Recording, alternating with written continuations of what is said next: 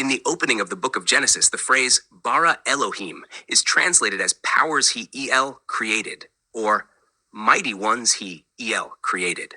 This phrase encapsulates the divine act of creation, wherein El, the supreme corporeal deity, emanates multiple powers or divine beings known as Elohim. This act of creation is understood not as the creation of a static, material universe from nothing, but as an unfolding emanation from the very substance of El himself. It is important to note that refers not only to God, but also to a host of divine beings or powers, which include angels, spirits, and elemental forces that are empowered by El's divine substance. The ancient Jewish text, the Book of Jubilees, provides an important interpretation of this idea, particularly in chapter 2, verse 2. It details the creation of various spirits and angels on the first day of creation. These spiritual entities, referred to as the angels of the presence, and the angels of sanctification, represent the multitude of divine powers that serve before El. Additionally, the angels of elemental forces, such as fire, wind, clouds, darkness, and even the seasons, are also created on this day. This creates a clear image of a dynamic and multifaceted creation where a multitude of spirits, or Elohim, are emanated from the very being of El, each with distinct roles in the cosmic order. This aligns with the interpretation that powers he created reflects the divine emanation of a myriad of spiritual entities from the corporeal substance of El. The next phrase in Genesis 1 verse 2, Ruach Elohim, Ruach Elohim, translated as the Spirit of Elohim, or the Spirit of God, gives further insight into the nature of this emanation. Ruach, meaning spirit or breath, signifies a powerful principle that emanates from El and acts as the agent of creation. This Ruach is not just a passive force. Rather, it is a dynamic, brooding force that moves over the surface of the waters, preparing the world for the subsequent acts of creation. The word Rachaf, meaning brooded, conveys a nurturing and active power, likened to a mother hen brooding over her eggs.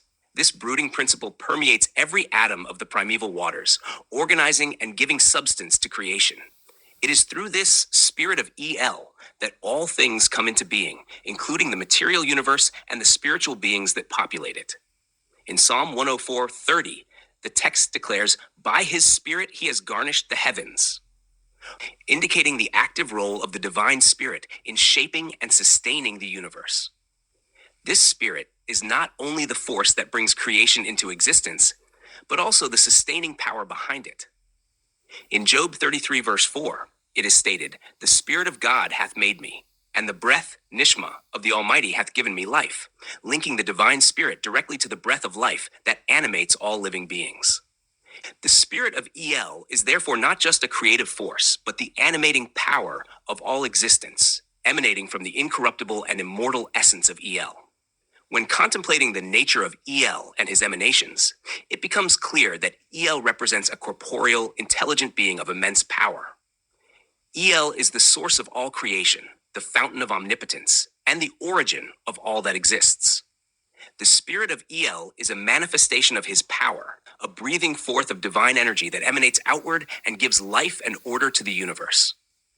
This idea of El as the Father, out of whom all things are produced, aligns with the concept of divine emanation seen in Valentinian Gnosticism, where the divine source emanates a series of beings or powers, each with a distinct role within the greater cosmic system. In this framework, the Elohim are not autonomous beings, but emanations from the substance of El, empowered by his spirit to fulfill their roles in the universe. This idea is further reinforced in 1 Corinthians 8:6, where Paul affirms, "But to us there is but one God, the Father, of whom are all things, and we in him." This echoes the concept that everything originates from El, who empowers all creation, including the divine powers or Elohim. These Elohim are not independent gods, but rather mighty ones or powers, emanating from the divine substance of El, fulfilling his will in the creation and governance of the cosmos. Thus, the phrase Bara Elohim, powers he, El, created, serves as a profound declaration of the divine emanation of the Elohim, each a distinct expression of El's power, brought into being by the spirit of El, which moves over and pervades the universe. These emanations, or Elohim, form the cosmic hierarchy and are the agents through which the will of Els is carried out in the natural and spiritual realms.